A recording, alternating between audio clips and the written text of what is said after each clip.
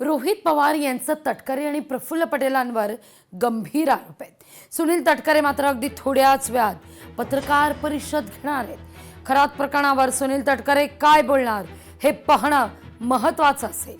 रोहित पवार यांच्या आरोपांवर तटकरेंचं प्रत्युत्तर काय येतं याकडे देखील नजर आहे।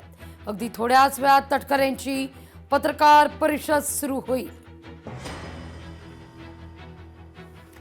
शरद पवार यांच्या राष्ट्रवादीचे प्रदेशाध्यक्ष शशिकांत शिंदे यांनी अजित पवार यांच्या अपघाती निधनावर कर्नाटकात दाखल झालेल्या FIR वर प्रतिक्रिया दिली आहे। कर्नाटकात FIR दाखल होणं ही महाराष्ट्र सरकारची नामुष्की असल्याची टीका ते करतायत।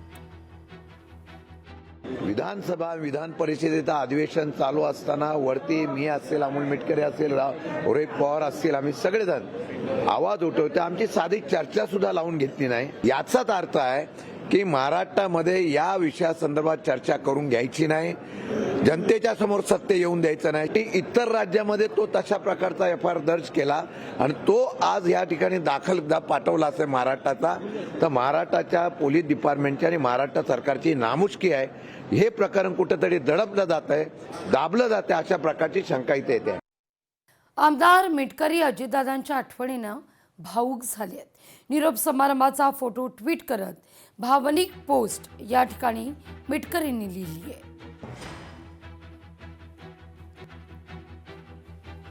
अजित पवार नसल्याची खंत देखील या पोस्टमधून व्यक्त होतीये। या घडीची महत्त्वाची बातमी आहे। APMC मध्ये हापूसचा भाव घसरलाय। कोकणातून 14,000 पेट्या या दाखल झालेल्या आहेत। नवी मुंबईतील APMC बाजारात कोकणातील हापूस आंब्याची आवक ही वाढल्यानं भावात 15 ते 20% घसरण आहे।